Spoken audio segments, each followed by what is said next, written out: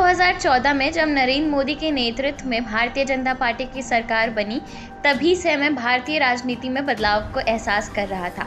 प्रधानमंत्री नरेंद्र मोदी की नीतियों को मैं देख रहा था, समझ रहा था। जैसे जैसे समय बीता, हमारे राष्ट्र में बड़े बदलाव दिखने शुरू हुए। आज भी वह बदलाव हो रहे हैं, जैसे विकास एक नित्य प्रगतिशील व्यवस्था है। उक्त बातें उत्तर प्रदेश के पूर्व मुख्यमंत्री, पूर्व केंद्रीय रेल मंत्री एवं अखिल भारतीय कांग्रेस कमेटी के पूर्व कार्यकारी अध्यक्ष स्वर्गीय पंडित कमलापति त्रिपाठी के पौत्र सोमेशपति त्रिपाठी ने बीजेपी ज्वाइन करने के पश्चात औरंगाबाद हाउस में आयोजित पत्रकार वार्ता के दौरान कही।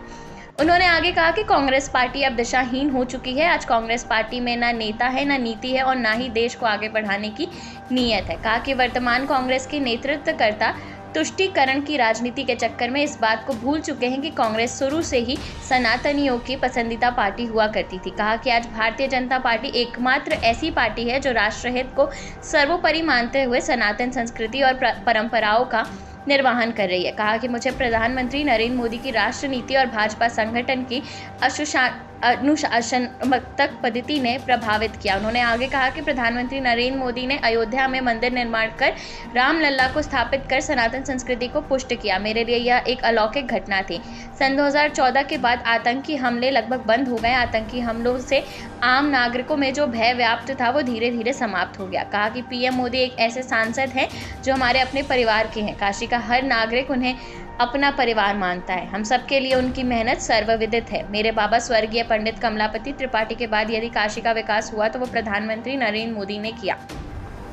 जबकि कांग्रेस समर्थित सरकारें उत्तर प्रदेश में रहीं, लेकिन कोई विकास कार्य वाराणसी में नहीं हुआ। इसी प्रकार चंदौली में मेरे बाबा ने नहरों का जाल बिछा दिया, जिसके कारण चंदौली धान का कटोरा कहा जाने लगा। उसके बाद डॉक्टर महेंद्र नाथ पांडे जी ने चंदौली में सड़कों का जाल बिछा दिया, मेडिकल कॉलेज और लगभग 8,000 करोड़ के विकास कार्य किए। आज देश ऐसी स्थिति में है जब हम यह कह सकते हैं कि संपूर्ण भारत में विकास की बयार बह रही है। हमारे प्रधानमंत्री और काशी के सांसद नरेंद्र मोदी जी को पुनः विजयी बनाना, राष्ट्र को सुरक्षित, समाज को व्यवस्थित, भविष्य को सशक्त, अर्थतंत्र को जीवित, नागरिकों को स्वस्थ तथा भारत को गौरवशाली वैश्विक शक्ति बनाना है। काशी के नागरिकों से आग्रह है कि अपने अपने मोहल्ले टोले से निकलकर पीएम नरेंद्र मोदी को रिकॉर्ड मतों से विजयी बनाएं।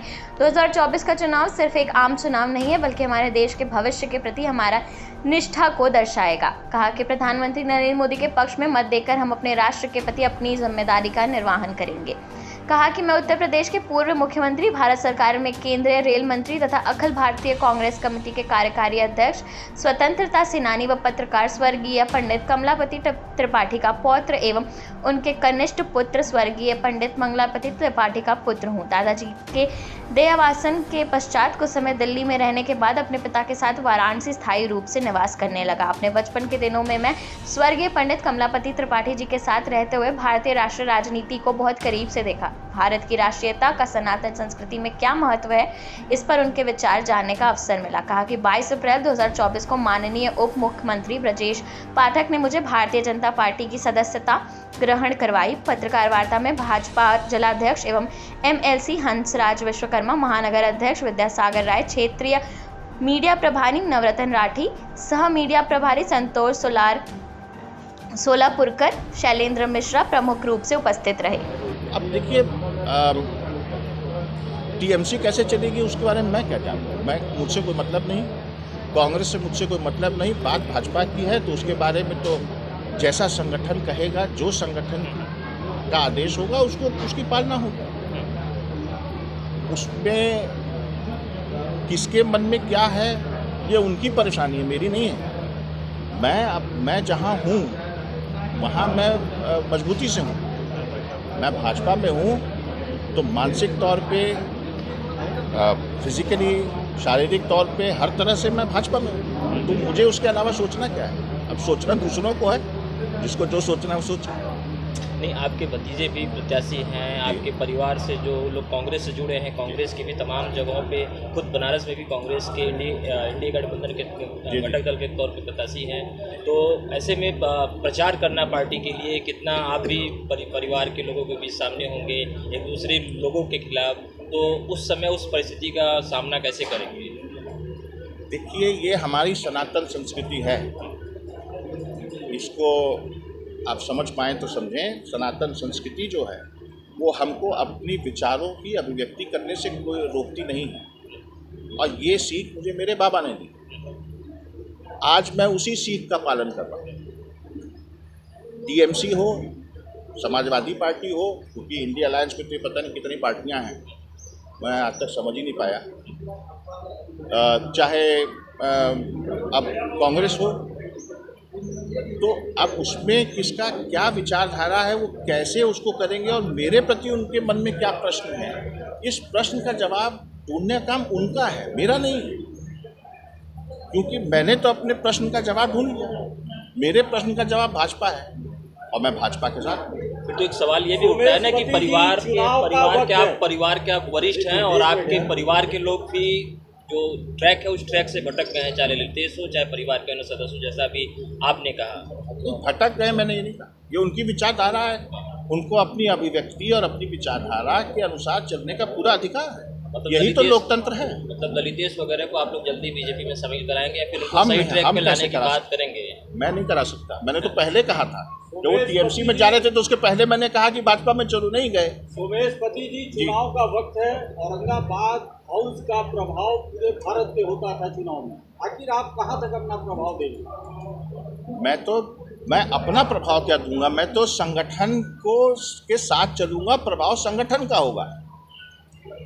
अब मैं देखिए, जब बाबा हमारे कांग्रेस में थे तो उस समय भी वो संगठन की ही बात करते थे, जिसके लिए उन्होंने 22 अप्रैल की चिट्ठी, एक चर्चित चिट्ठी थी जो लिखी थी, वो भी संगठन की बात करते थे। मैं भी आज संगठन की बात कर रहा हूँ, संगठन से संबंधित ही तो हूँ, संगठन में हूँ तो ताकत है, संगठन में नहीं तो कोई ताकत नहीं।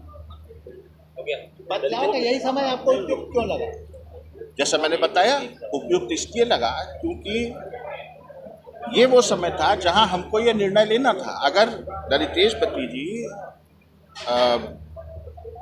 भाजपा में आते या हमारे परिवार से कोई व्यक्ति भाजपा में आया होता तो मैं जैसे पहले था, पीछे से रहता था, सामने नहीं आता था, तो मैं शायद अभी भी ना आता। सोमेश जी, क्या ऐसा नहीं लगता है कि सिर्फ नेतृत्व के लचर रवैये से कार्यकर्ताओं का मनोबल गिरा है और वो दूर हो रहे हैं? बिल्कुल सही बात है, ये तो एकदम सही। कांग्रेस में नेतृत्व खत्म हो चुका है ही नहीं। कौन है वहाँ पे नेता? मुझे तो कोई दिखता नहीं। अगर वो खड़गे जी के लिए कहा जाए तो वो रबर स्टैंप है, जैसे 10 जनपद की आदत है रबर स्टैंप चलाने की। पहले मनमोहन सिंह को चलाते थे, अब खड़गे को चलाते हैं। खड़गे जी का और क्या है, चलाते तो राहुल गांधी हैं सब कुछ, तभी तो उस पार्टी की हालत हो गई। सुमेश जी, देश में जो चुनाव है काफ़ी रोचक होने जा रहे हैं। कहीं पे देवरानी जेठानी की लड़ाई है, कहीं पे पिता पुत्र की लड़ाई है और अब भदोही में आप चाचा भतीजे की भी लड़ाई। मेरी कैसे मतलब आप बतौर पार्टी दो अलग अलग विचारधारा के लोग हैं, तो फिर वहाँ पे क्या स्थिति होगी आपकी? देखिए, भाजपा जीत रही है वहाँ। अच्छा, अभी और ब्रजेश पाठक जी गए थे, दयाशंकर मिश्र जी गए थे, मेरी बात भी हुई मिश्र जी से, तो चुनाव अच्छा है भाजपा का।